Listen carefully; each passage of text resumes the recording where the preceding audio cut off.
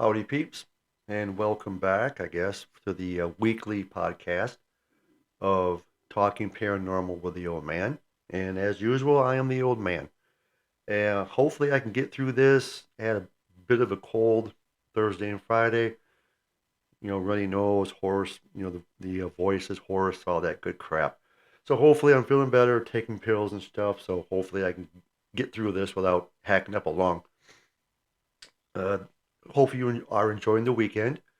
Our weather here in Michigan is like you're driving on the highway and you see a state trooper and you slow the hell down. It was 53 on Friday, 29 I think or 26 yesterday, and it's like 33 today. Supposed to get warmer though this week. Supposed to be back up in the 40s, upper 30s, low 40s, mid 40s by the end of this upcoming week. So hopefully, she will stabilize. She'll get on her meds, and by her I mean Mother Nature. She gets on her meds, and she seems to, hopefully calm down a little bit. All right, this episode is going to be about when you have paranormal experiences, but you're not expecting them. You're not actively pursuing them. And there's going to be a little bit of shameless self promotion in this. I do have a book coming out this year. I think it's going to be this year. And I think I mentioned it in the introduction, whatever. But just to recap, it's through Schiffer Books, and they're a publishing company out of Pennsylvania. My two books ago was Ghost Hunting in Michigan. That was through Schiffer Books. And this title is going to be Paranormal Encounters, Michigan, around the U.S., and Europe. And that's because we did have some experiences when we were traveling abroad. And just to recap, I wrote this book to 2020, I believe it was, during the whole COVID thing. The world got turned upside down, all that crap.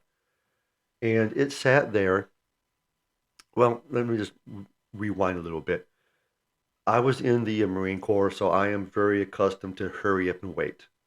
I'm not in a big rush in some things. Some things I am, some things I'm not.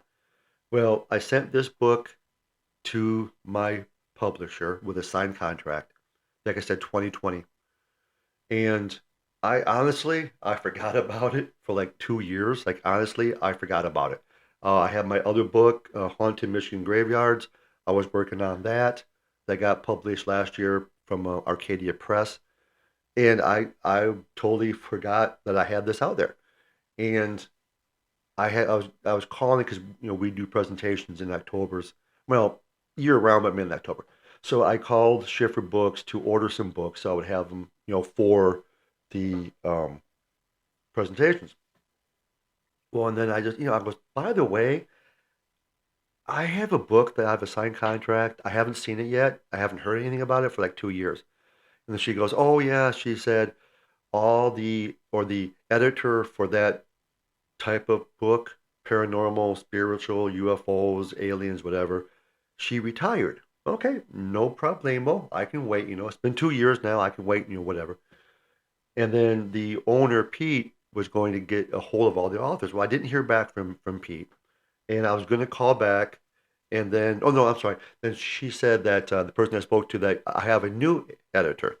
Okay, no problem again. Well, then I get an email saying that she quit the company and my book is back on hiatus. Well, I got a letter or an email last October.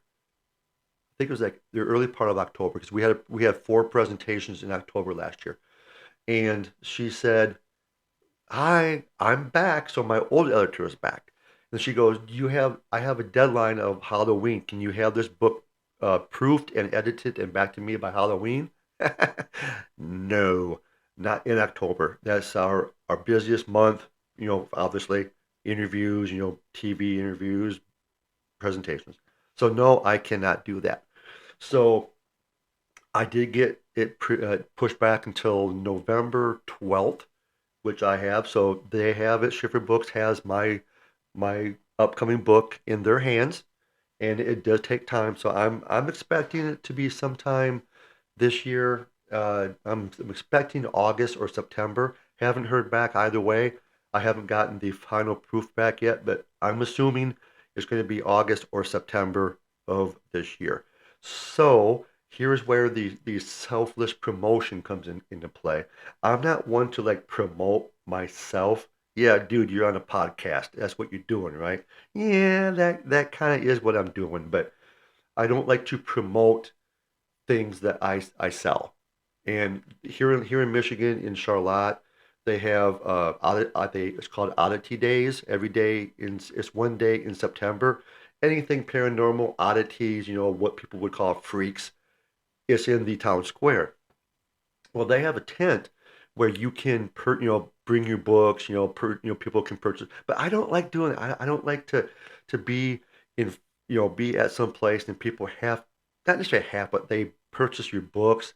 I don't like that. I'm very uncomfortable with that. So I don't see you people actually. I talk at you. See, I don't talk to you because I don't like talking to people. I talk at you. To me, talking to you means I'm looking down on you, and I'm not looking down on you. I'm looking at you right in the face. So I'm talking at you guys. So I figured, why not cover like 3 or 4 stories from the book that might entice you when it does come out? Be like, hey, dude, this dude has some good stories here. He teased us with these four. Let's buy the book. So that's all that I'm asking. All right. Excuse me. See, I got coughing already. Okay, so my first story from the book is from this the small town of Hastings, and Google is your friend unless Google steers you wrong. And this is what happened with this store.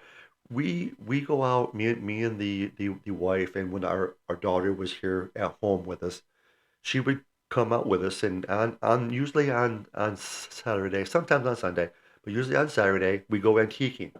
And we've been to a lot of the stores around here, so we were trying to find a store that we had not been to before. Well, Google Maps said that there was one in Hastings. It was an antique store. So we drove, and Hastings is not a big town, but where the antique store was supposed to be at, there was no antique store. There was not even, so I don't know if it closed. Nobody bothered to tell Google Maps, hey, dude, we're closed. We don't have a freaking store no more. So yeah, so we couldn't find it. So there was like a like a clothing store that I guess specialized in like not secondhand stuff, but they specialize in like it's like a consignment, the old clothes from like the 60s and the 70s, the bell bottom pants, that kind of thing, the frizzy t-shirts, that kind of thing. So I parked out. So we parked. Brenda and our daughter went inside, and I stayed outside trying to find an antique store or where the hell this antique store was at. So I finally walked in, and Jessie, our daughter, and Brenda were back in the back, and it was a smaller store. And again, we're not looking for paranormal; we're looking for antique stores. So they're back in the corner looking at this dress, and I remember walking in, and you know how it is. It's kind of a annoyance. I mean, I understand, but it's kind of a annoyance when you walk into a store and the workers follow you around. It's kind of annoying. I want to look in peace, okay? I don't want to have someone behind me. I'm not going to steal anything. I'm not going to take nothing, but I like to look at my own leisure. So I walked in, and where Brenda and Jesse were at, back in the corner, there was a door, and the door led to a small office. And I know why it was a small office. I'll tell you in a second. So they're back in the back, and Jesse's holding up this dress. And I walk in, and I see this younger girl, and she's standing in the actual doorway to go into the office. And I thought it was kind of odd that she was just standing there, and she was, looking straight at me. And when I walked into the store, she didn't come to me or, ask me, or she wasn't helping Jesse and Brenda. So I thought that was kind of odd at first. And the closer that I walked to her towards Jesse and Brenda back in the back, she walks back, where she like turns around, goes into that office. So I walked back there, and I glanced in the office because Jesse was wondering how much the actual dress was. So I just peeked my head in the office, and there's nobody there. Okay, and now granted, it's an office, but there was no other way in or out of this office. It was the only office entrance was that door that I saw her standing in front of or in the middle of. So yeah, so basically she was a spirit because when I looked, she was not in the office. So either she was a former maybe an employee, a former customer, or maybe she's just attached to the building. But either way, she wasn't there. So, and again, we were not looking for anything paranormal. We were just looking for an antique store, and we just happened to go into this store. So that is the Hastings quote quote antique store that we could not find. So the other one that I would like to talk about real fast is we went to Granville, which is a suburb of Grand Rapids.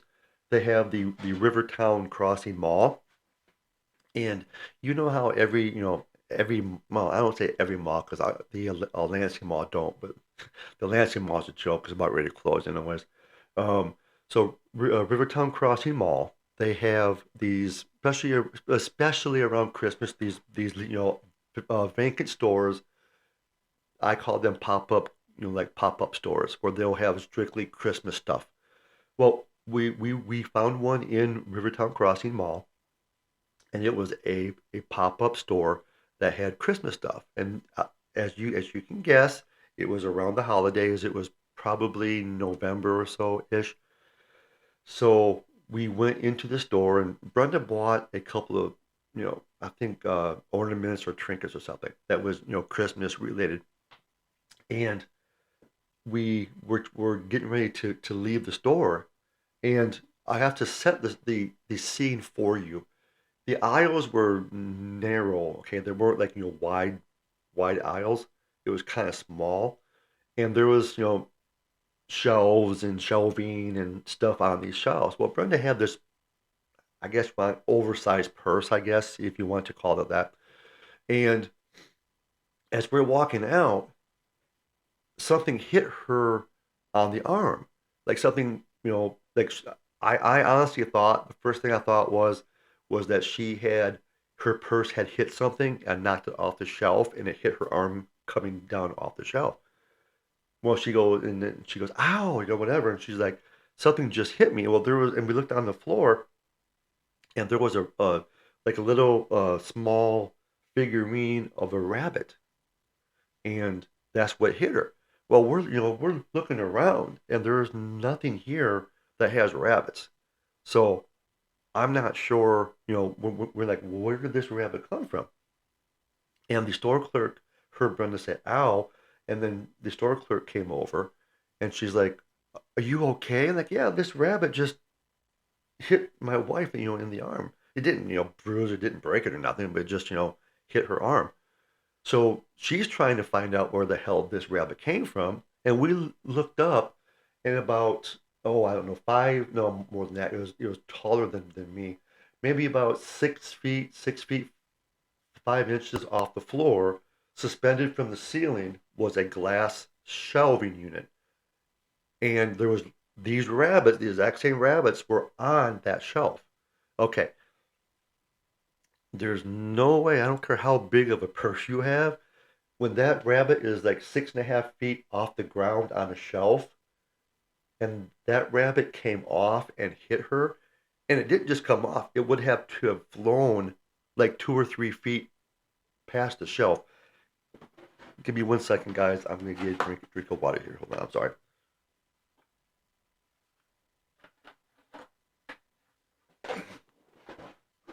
Okay, better. I'm sorry. My throat's getting a little bit hoarse.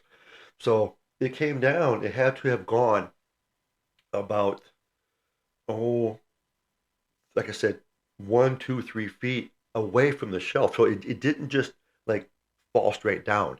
It flew 2 or 3 feet, well, let's just say 1 to 3 feet past the shelf, and then it came down to hit Brenda's arm. So even if it was a vibration or something, the air came on or whatever, the rabbit would have came off the shelf and went straight down, not 1 to 3 feet away from the shelf and then came down. And is and the reason, okay, and just a side note here real fast, I don't like to edit anything because if you edit stuff, and that's why I just paused to drink some water. I don't like to pause things because I like to do one take, and if there's errors in it, if I cough, that's what you get. Okay, I'm not like that's just how I am. What I am is what I am. This is what I am, unedited, real blooper reel material. So so that's why I didn't stop and edit this to drink some water real fast. So yeah, so basically that rabbit had to have flown a good 1 to 3 feet off the shelf before it came down. It was not where it just shook a little bit and then came straight down. It was a 1 to 3 feet away from the shelf before it came down and hit Brenda in the arm. So again, we were not looking for anything paranormal, but it does happen. So that's Rivertown Mall. To the other one, here in Lansing, we have a house. It's called the Turner Dodge House in Lansing, and it's the Dodge family owned it, not the Dodge Vehicle Company brothers, but they own this house, and it's an older house. The city of Lansing owns it, and we did an investigation. Well, we were looking for paranormal in this case. Um, Probably a bad example, but it is in the book, so I will still do it anyways. Um, we did the investigation, and we came back a couple months later for a presentation as a fundraiser for the actual house. Well, and it has three floors. So we had closed the front door was locked. The person that takes care of the house closed the front door. She closed the rear door so we could no one would come in. It's not that it's not in a good area of Lansing, but it's a sketchy area of Lansing. So we did our investigation, and I was up on the second floor bedroom areas, and I clearly heard some like footsteps coming in from the back door. And I asked the person that took care of it, I'm like, you have all the doors locked, right? And she goes, yeah. Then I hear a man's voice saying hello. So I ran downstairs. I was only like I said, two floors up. I ran downstairs. There wasn't anybody there. I checked the back door, it was locked. I checked the front door, it was locked. I checked the whole first floor. There wasn't anybody there that was not supposed to be there. So again, that doesn't necessarily fall into this, but it's in the upcoming book, and I didn't think about it, but yeah. So yeah. So it does, but it doesn't really fall under the not expecting the paranormal because we were hoping that it would be the paranormal. Well, and the other so now I'm going to talk about three experiences that we have had too that well, two of them we were not expecting paranormal, and the third one we were. So we did a investigation at a in a business in the big city of Durand.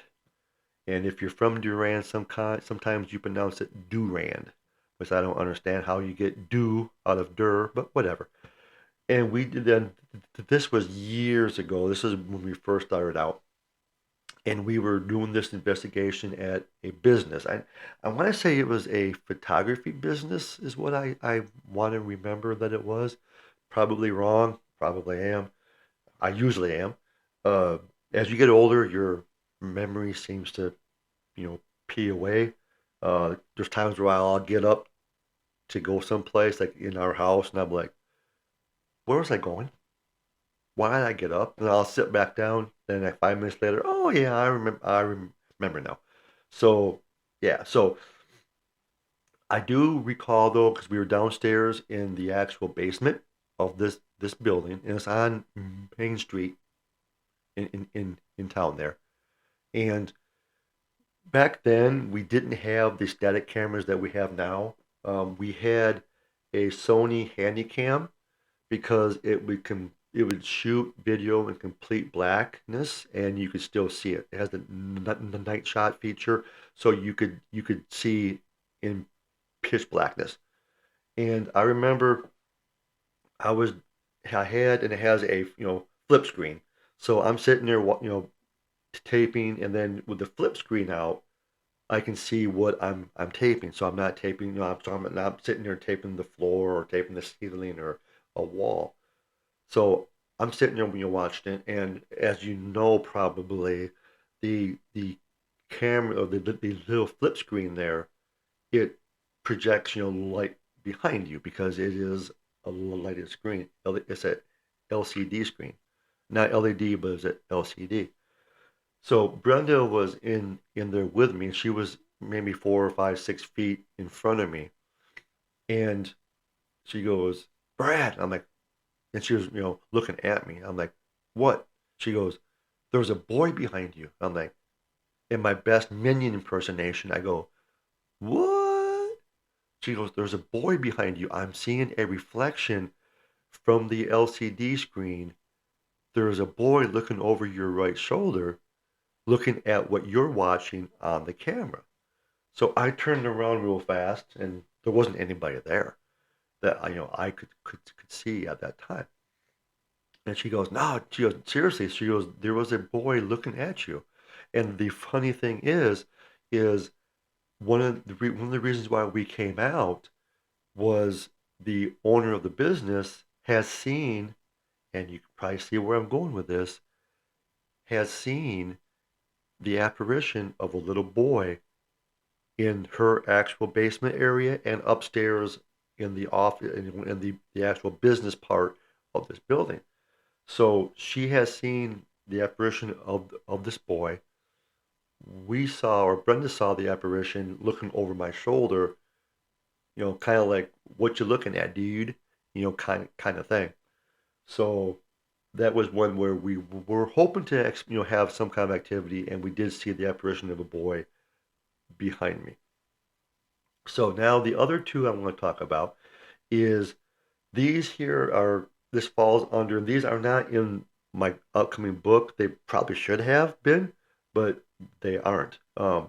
Where I used to work years ago, I've been with where I'm at now. This year is 25 years, so it's been at least, oh shoot, dude, it's been at least 25, at least 35 years ago, at least. And the building that I worked at was a used to be a former Catholic school, and it was reputed to be haunted. Well, when I worked there, I worked third shift, so there was nobody there except for in my area, and we had in my area we had me and two other girls, and in the computer room we had four other people. So we had like under plus supervisors under 10 people, and we were all in the same area. I could look into the computer room and see if everyone was there or not. Well, one of our and back then they had these automatic doors, not not to get into the building. You use a ID to get into the building. You scan it against the reader, and the door opens up.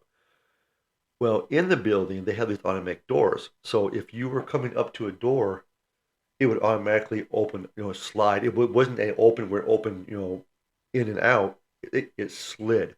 So it was, slide open and then slide close when it didn't sense movement.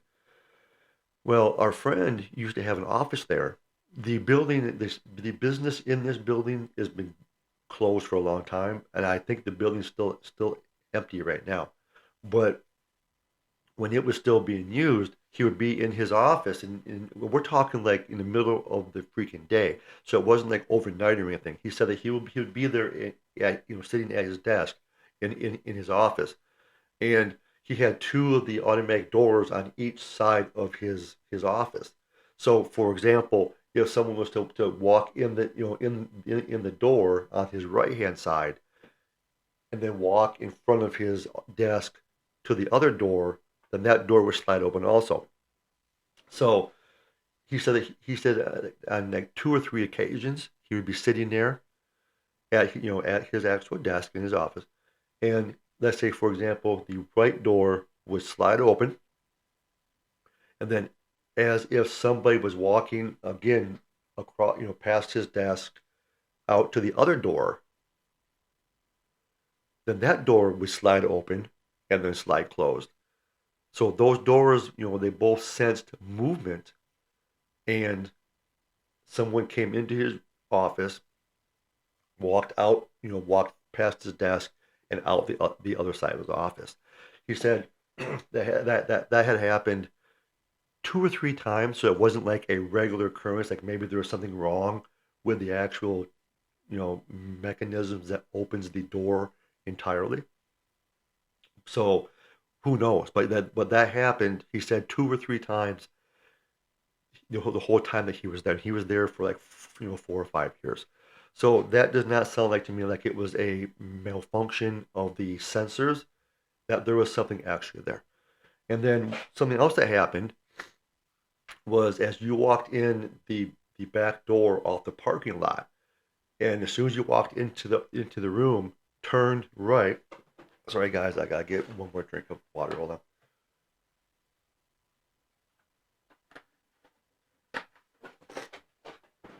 Okay, I'm back. So as you walked into the back door, turn to your right. There's a long hallway, and on the right side of the hallway was two doors that went into a telephone banking, and telephone banking was only open during regular hours, so there was nobody else there. And then to the left was our door, our sliding automatic sliding door, to go into the computer room. So a friend of mine said that he had just come into work and he was also worked third shift. So except for the 10 people that are in the printer room and the computer room, there's nobody else in this building. And he said that he came in and turned to come down into the computer room. He saw this woman like walking down the hallway going towards the last door for telephone banking. And he goes, well, that's kind of odd because there's nobody here that would go into telephone banking because there's telephone banking's closed. And he said that she had blonde hair, and I don't know what style of cut it is, but it's like he said that came down towards towards her back. It came down, and then at her collar, it like was curled up. And I'm not a chick, man.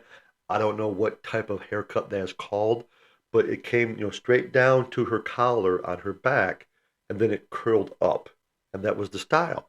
And he said that she had on blue jeans, and it looked like bell bottoms ish blue jeans, and she had like a white top that had like flowers on it, and it had like short sleeves that had like not frizzled, but like uh it was like frizzy, I guess. And he watched her walk down to the last door of telephone banking on her right and walked into the room. Well, he's like, hey, he knew that there's nobody else in the building that should be in telephone banking. So he went down to the first door. He looked, down the hallway towards the last door where she went into, peeked his head into the telephone banking, which is just one big room, so there's no like walls or anything. No other ways to get in or out except for those two doors on the main hallway. And he goes, there wasn't anybody in this room. So it used to be a Catholic school. Maybe that was a past student who passed away, or maybe some other use for that building. I don't know, but he swore that he saw a he said it wasn't even apparition. He goes, it was like a real person. He goes, I could not see through her. I thought it was a real person. That's why I followed behind her to see where who she was and why she was going into telephone banking when she had no business to be in telephone banking. So that's one other place that you would not expect to see paranormal activity was at work. Well, this other place that I'm currently at now, like I said, I've been here 25 years. In actually this year is 26 years in August, and it's like a warehouse. It's a print center. We print a lot of the state of Michigan stuff there, and it's just one big open room. It's the size of probably a mid-size, small-size warehouse. So it's just like one big open room, and you have to have an ID to get in. And there's been a lot of times where we have lost to either cancer or one person killed themselves. We have lost four people in there since I have been there. So it could be any one of these people. And you'll well, I'm speaking for myself personally. I'll be sitting at a desk because we don't have our own desk. We like rotate between printers every day. So let's say that I'm in the corner of the room and I'm looking at at the screen. And out of the corner of my eye, I'll see someone walking past the UPS unit, which is the is basically if the power goes out, the printer still have power. And I'm like, okay, who's coming back here? And I look, and there isn't anybody there. Well, just a couple of weeks ago, I was up in the front of the room, and I'm doing cards, and I'm looking at the screen, but I see somebody walking towards me, and I thought it was one of my coworkers asking me a question. So when they weren't, they were coming to me, so I saw, like I said, I saw someone coming at me. I look up, there isn't anybody there, but I know I saw somebody was like walking towards me to ask me a question, and but there wasn't anybody there. And like I said, our doors are automatic doors, and there's been a handful of times, and by automatic I mean you have to push your ID against the card reader, then the door opens up. And it's mainly well, we have two card readers, but well, one card reader and one overhead door. So the card reader door up in the front of our room has opened up by itself, and you'll hear it when it opens up. It goes well. When you put the card reader in, it'll go click, and then the doors open up. So that happened, and it's like I'm waiting to see who's coming in, and there isn't anybody there. It's like okay, the door just opened up, like someone put a card, their ID there, and the door clicked, the door opened, but nobody came in. So I'm not for sure, whom that was. And then we have also a a beeper. Actually, more of a that if you press a button, because if you don't have access to the print center and you need to come in, you beep the door, and then one of us will go over there, push a button, and the door opens. Well, there's been times where I've been right by that door, and it goes beep, and it kind of irritated me because I'm like, okay, dude, you saw me walking past the damn door. Why are you beeping the door for me? And I look really fast, and there's nobody there. And I mean, literally, from the time that it went beep, 2 seconds later, I'm looking out that door window, and there's nobody there. Excuse me. I gotta be wrapping this up here pretty soon. My throat's about ready to kill me. But so there was no way that someone could have left that quickly. I mean, like 2 seconds, dude. Beep. I looked out the window to the door. There's nobody there. Nobody can leave beep it and then run away in 2 seconds. There's just not possible. So then the last thing I want to cover again, this was during the investigation, and this was kind of cool. Um, we were at a graveyard that is close to our well where I grew up at. And there's a lot of urban legends, about the place, blah blah blah. Well, we were there years ago. Well, we have been here a few times, but this happened like one of our first couple times there. There was a small mausoleum in the corner, and it has tile floors. Excuse me. And walked in, and I set up a camera on a tripod facing the end, and the actual mausoleum is maybe I'm bad with feet. It's probably 15 20 feet wide and maybe 50 55 feet long. And I had walked in, I closed the door behind me, turned off the lights, and I walked towards the end of the actual mausoleum. Well, as I'm walking towards the mausoleum, and the floor is tile, and my tennis shoes were like squeaking as you walk. So I walked down to the end, I stopped, and I just took a picture. Well, when I stopped, I could still hear the two footsteps behind me. So I turned around real fast, and the footsteps were echoing in this mausoleum. So I turned around real fast, nobody behind me. But I know that, like I said, when I stopped, there was two extra footsteps behind me. It's like, oh shoot, I didn't expect him to stop. So I caught him off guard. But yeah, that happened too. Um, that's all I have for today. My voice is not holding out. It's gonna be really really tough the rest of the day. The wife might actually like it because I won't be talking much to her because my damn throat's sore. Again, we are still looking at May 17th to do an investigation in Bath. If you go to our Facebook page, it will be on there as far as the time and everything, because I'm not really sure what time.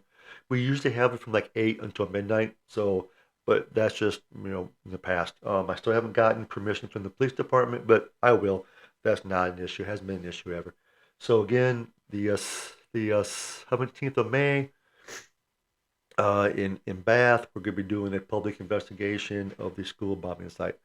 So I'm going to go before I lose my voice entirely, which, as you can probably tell, it is. Again, the song, I'll leave it with that. Till we meet again, and as usual, stay away from the light. Bye.